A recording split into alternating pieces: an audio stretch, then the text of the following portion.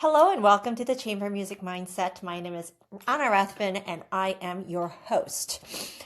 Okay, there's a lot to discuss today, but today's topic that we're going to dive into is the US dollar. There's a lot of confusion about the role of the US dollar, how it moves around, and lately it's been in the news, described mostly as the US dollar is plummeting. And the connotation around that is that it's a terrible thing. We're going to try to put some perspective on this. It's not always a terrible thing.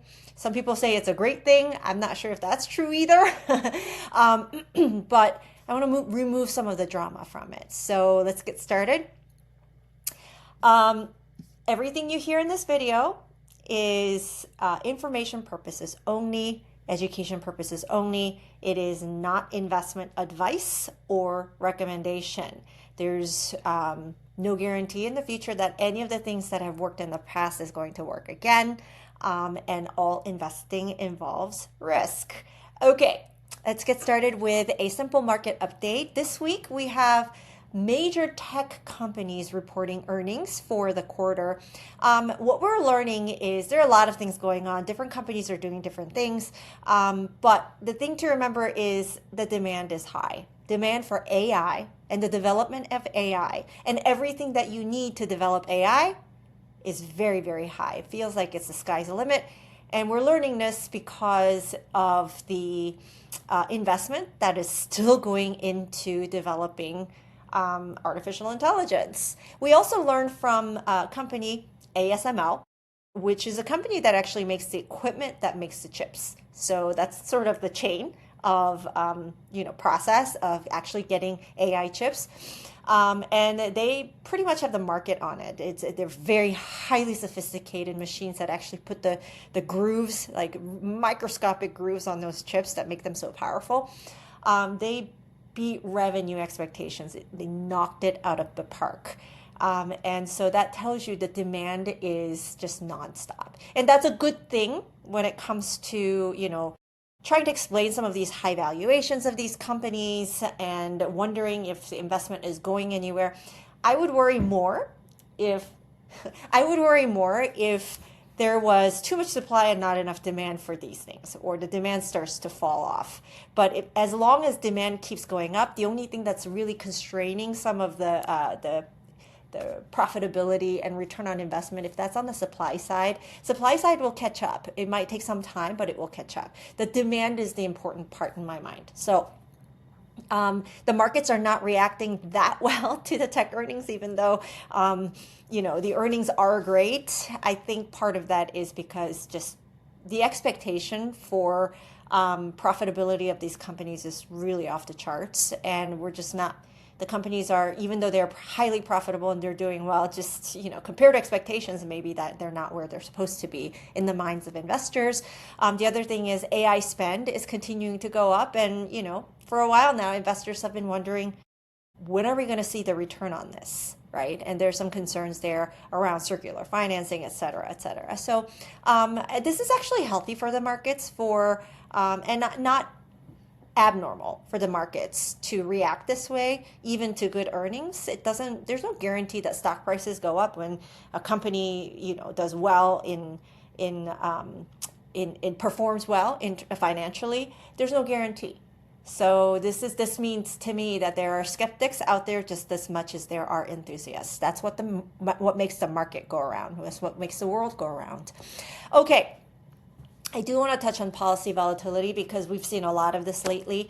Last week we talked about Greenland. Ultimately, we ended up not invading Greenland or using military force on Greenland. We ended up, after all of that drama, sitting down at a table and negotiating. Okay, so what I'm reading is that there are certain red lines that both Denmark and Greenland and probably the entire EU didn't want the US to cross. Okay, and that was pretty much communicated without, very clearly. Let's put it that way, very clearly.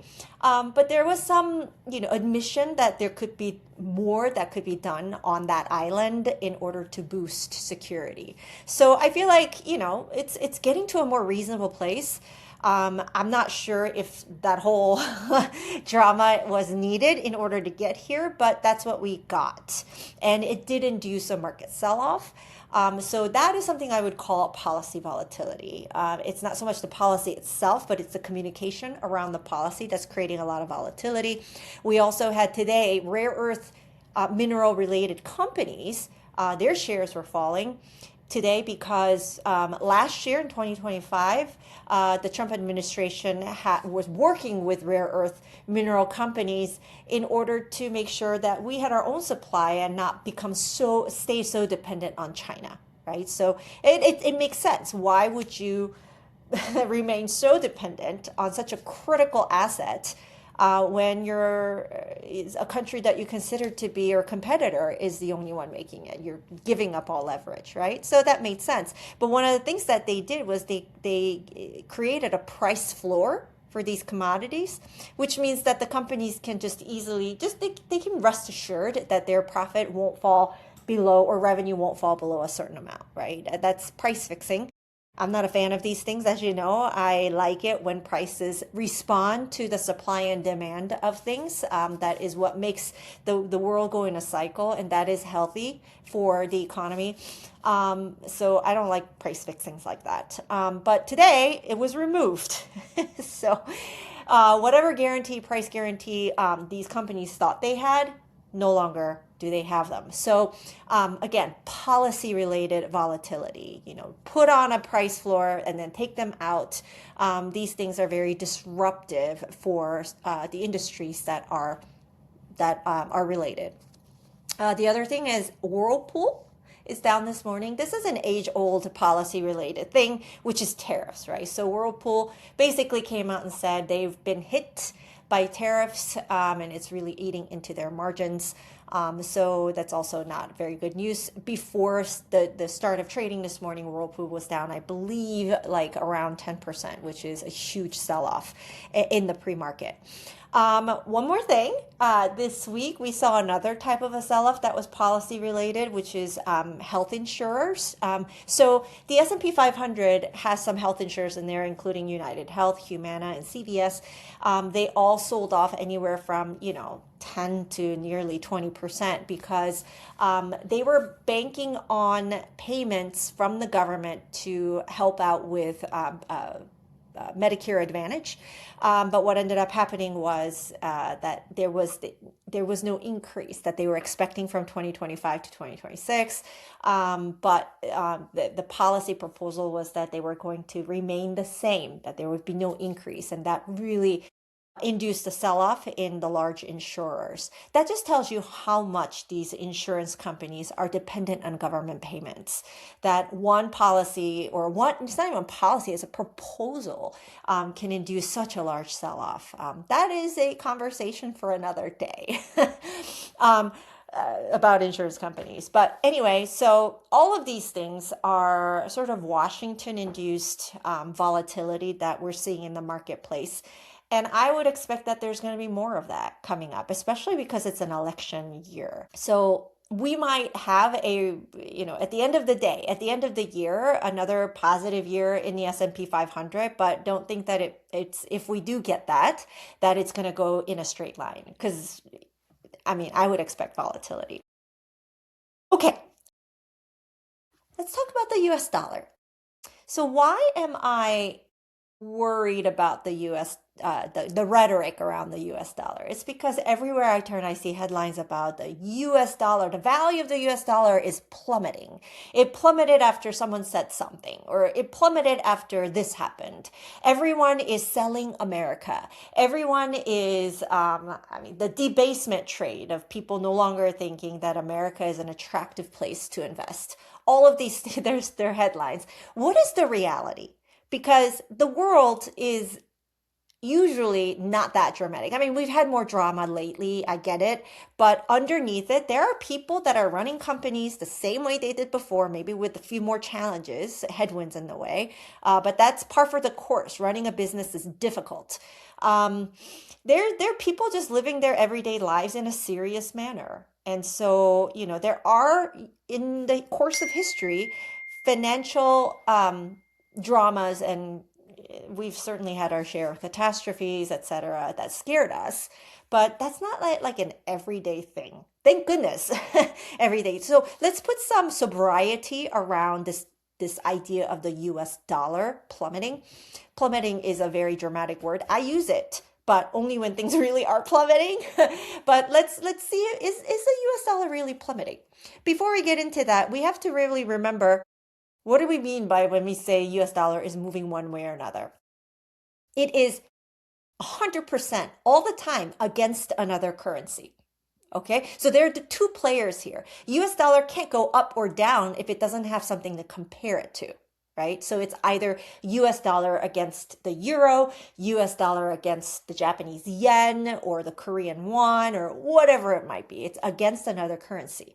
Now, there is a US dollar against a basket of currencies, major currencies like like the euro and the UK pound and all, the major ones, and it's called DXY. I believe I've mentioned this before. That's the ticker DXY. And this is sort of like a benchmark that you look at to see just how the US dollar is moving around in relation to this basket of currencies. So let's take a look at that. Back in 2008, when the global crisis happened, financial crisis happened, and the Fed lowered rates to near zero, the value of the dollar plummeted down to about 70 cents for a unit of currency in that basket. So normally you would think 1-to-1 is parity, right? And so it fell.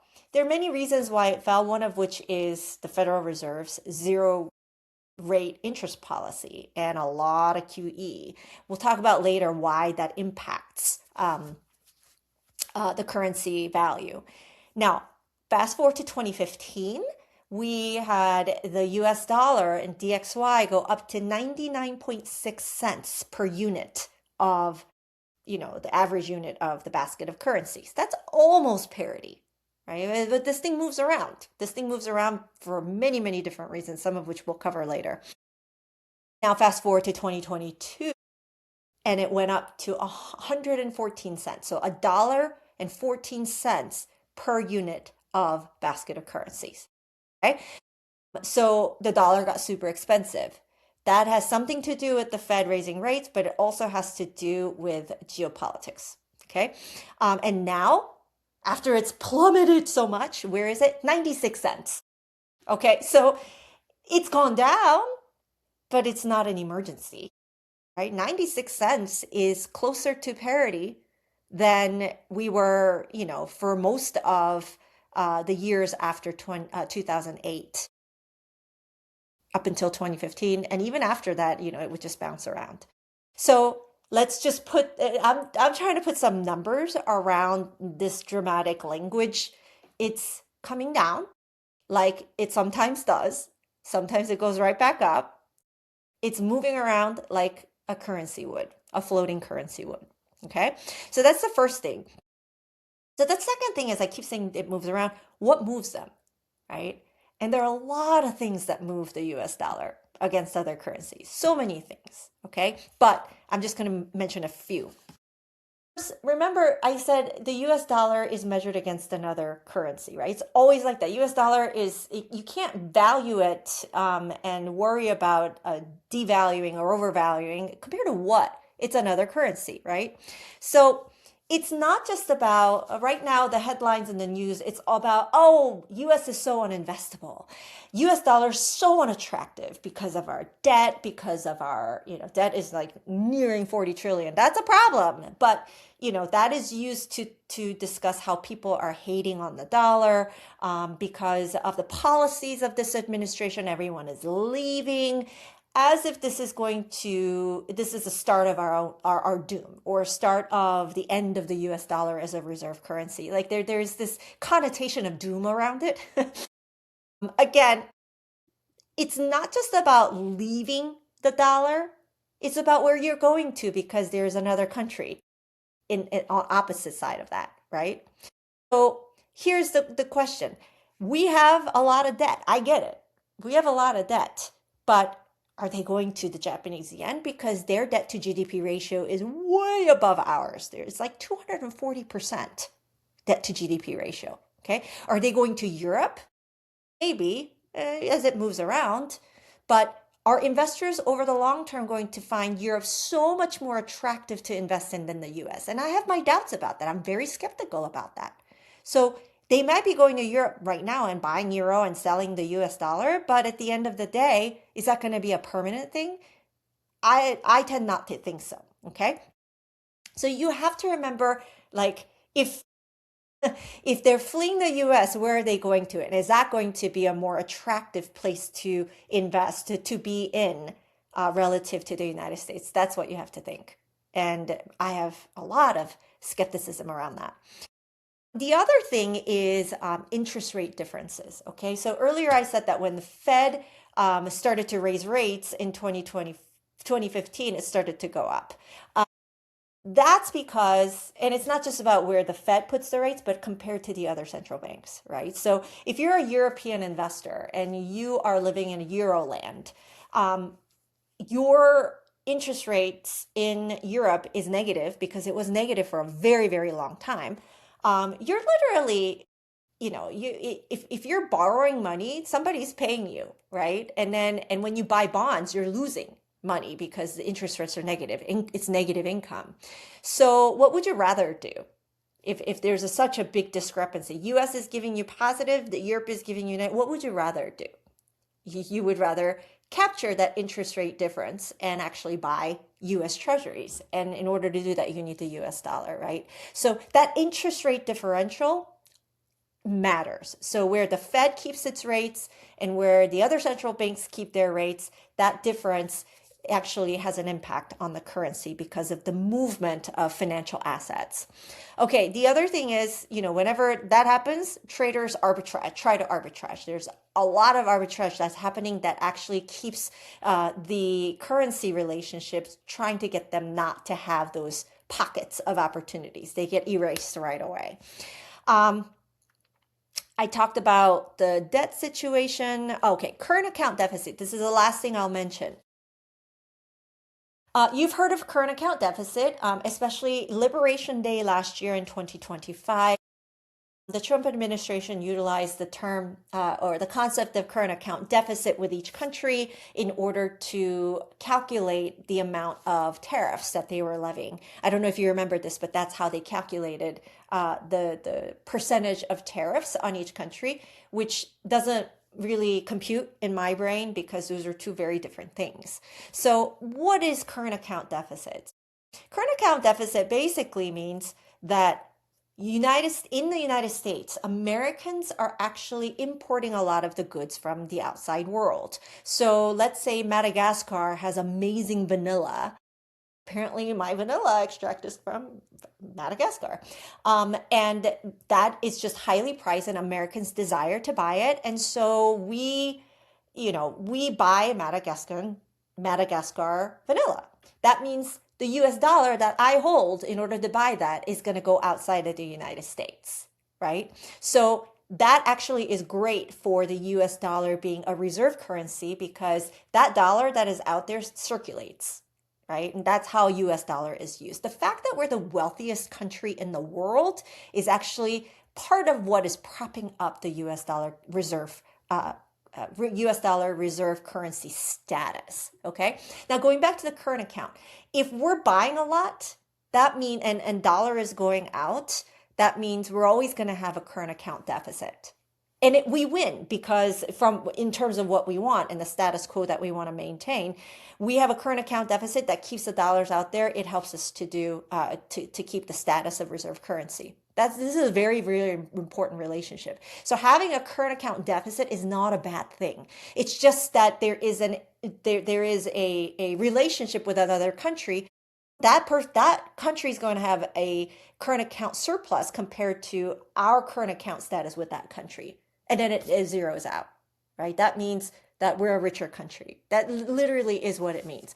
Now, some people don't like it, hear the word deficit, and they freak out, right? And, if I had a personal deficit, that I would freak out. But in this context, it's not a terrible thing.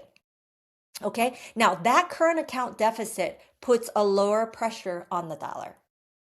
Okay, it keeps a lower pressure on the dollar. And that is a really important thing to remember. It's not like lower pressure today and tomorrow. It is longer term balance is that we're probably going to be lower on the up from parity. That's basically what that means. So those are the things that move. There was one more thing that I wanted to mention that is kind of escaping. Maybe it'll come back to me. Okay. Now, the other question is, well, can the government control the currency? Well, plenty of governments do out there. So there are certain countries that peg their currency to the dollar so that they don't have this mismatch or gains or losses based on when they're bringing their investments back into their currency, because that translation needs to happen. They don't want to deal with it. They don't want to mess with it. So they kind of peg it to the dollar. There are other cons to that, but it's their government's decision to do whatever they want. Some governments will just control the currency to be a certain level. China does this. In fact, if you remember back in 2015 or 2016, I believe the month was August. I just remember this very clearly because I even know what I was wearing when it happened. And it was not a coat, so I know it's the summer. The Chinese government decided to devalue its currency by 2%, and it produced a massive sell-off. Okay, so there are these announcements once in a while that can move the market. So we know that they are, and I'm putting this air quotes, manipulating their currency. So governments can do a lot of things with their currency, but not the US dollar. The US dollar floats. And therefore, and it moves around because it floats, right? So there's no one government or no one entity or one person who can control the ups and downs of the US currency like a yo-yo. Okay, and I know this was going around in terms of clips. There's nobody who can do that, not one person. Okay, that's just not a thing. Okay, and I want to make that pretty clear. And you really want that dollar to float around. You want the markets to price things in rather than the government coming in controlling things. We do not like this. It doesn't work well in the long term. Okay, and I'll mention this one thing as to why, because I'm guessing you're probably wondering why. Because when the market determines where capital should be allocated for investment, it goes where there is more promise. It's one of the reasons why United States is a wealthy country, is because we allow capital to flow where there is the most promise. If the government controls that, we end up with a problem, right? So anyway, by now you probably know that I'm a proponent of free markets. But anyway, so that's it on the US dollar. I hope that was helpful to you. And I hope that you take comfort in the fact that most prices float around. That is very comfortable. There's no one who thinks that they know everything that is fixing things. That's not how it works here. And there's a lot of comfort because the markets in the aggregate are more efficient at pricing things in than any one person or any one group of people. And that is something I love about the markets. All right, that's it for today and this week. I hope you're staying warm wherever you are. It is really freezing where I am. Have a wonderful week, and I will see you next week.